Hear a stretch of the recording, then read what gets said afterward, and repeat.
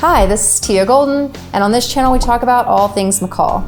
Today we're going to talk about conditional use permits, what a conditional use permit is, why you need to get a conditional use permit, what the county commissioners look for, and the steps that you need to take to get this conditional use permit. We're going to help you with that process.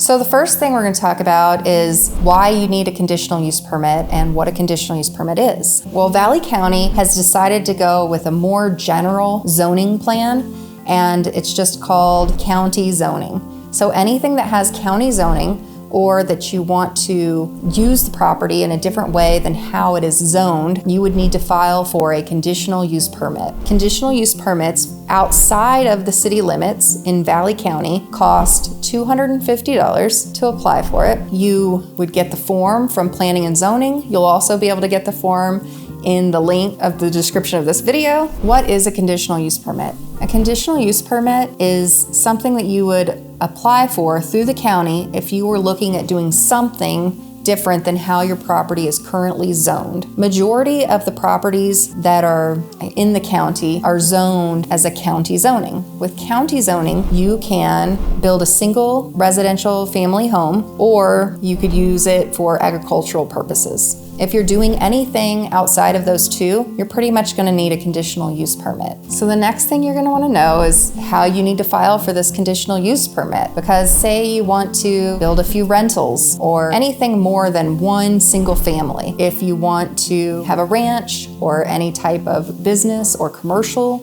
use, if you want to have a horse training facility, all of these things are going to require a conditional use permit. The first thing you'll want to do is get the conditional use permit form from Planning and Zoning. This will ask some questions on there that might not be relevant to your project. So just because there's a blank on the form doesn't mean it actually needs an answer. There are some spots on the form that might require a grading plan, a site grading plan, and you might not know where you're going to put the structure before you get your conditional use permit. So sometimes you can leave those spots blank and then get them filled out as an exception towards the end of your process. So you don't have to spend all of the money up front doing all these like surveys and site grading plan in order to get the conditional use permit. Sometimes those steps of the process can wait to the end. One of the things that the county commissioners look at when they're reviewing conditional use permits would be the compatibility. There's an actual form that you can fill out that lists question line by line about how you plan on using the property versus the current properties that are around the property that you're interested in. And as you go through this, it has a range from -2 to +2. As you answer each question,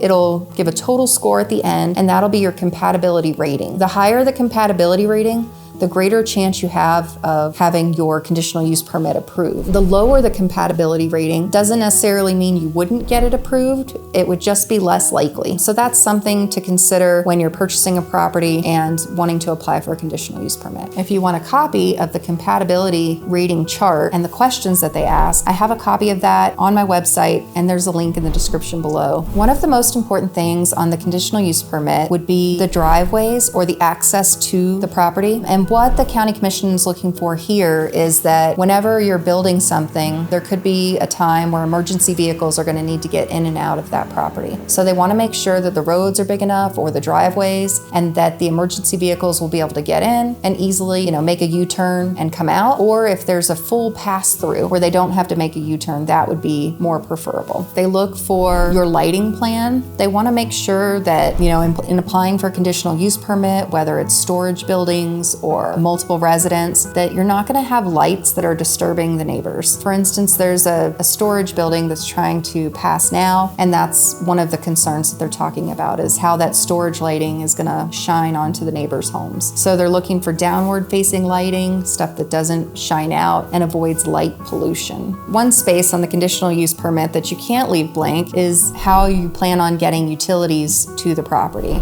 Where the power is located, if you're going to be on city sewer sewer or if you're going to be on septic. And if you are going to be on septic, is that septic system approved for what you're trying to build? If you haven't found out about the septic yet and you're still trying to get your conditional use permit passed, it might be a possibility that they add that at the end as something that you have to get done before they'll give you an approval. So it could be an exception. Yes, we approve it, but if you don't pass the septic, then we have to go back on our approval. And with septics, that is a whole nother story and a whole nother video.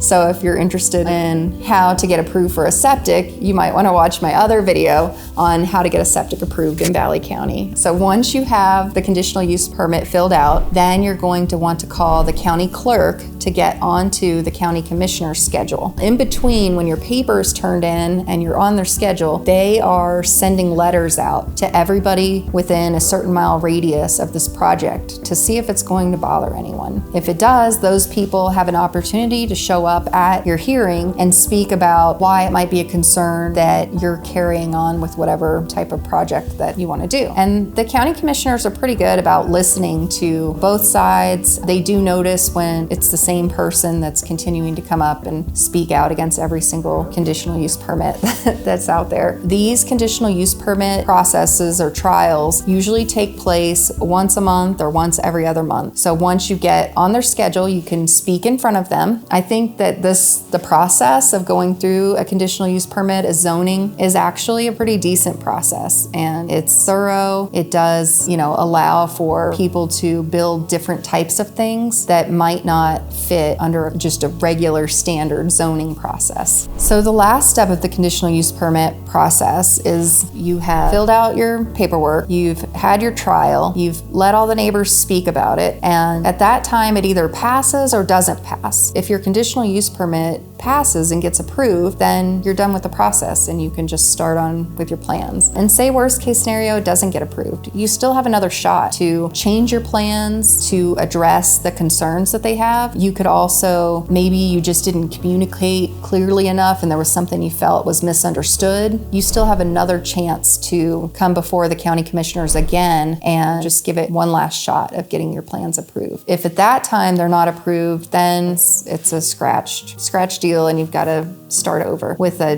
different set of plans, just depending on what they said at the trial.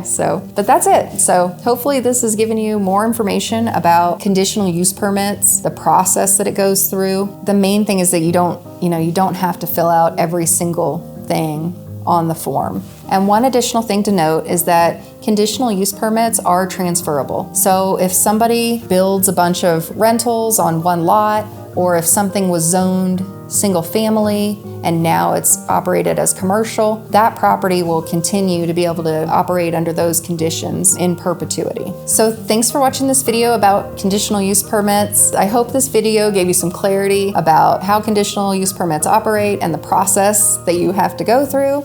If this video has given you more information, don't forget to like the video and subscribe to the channel.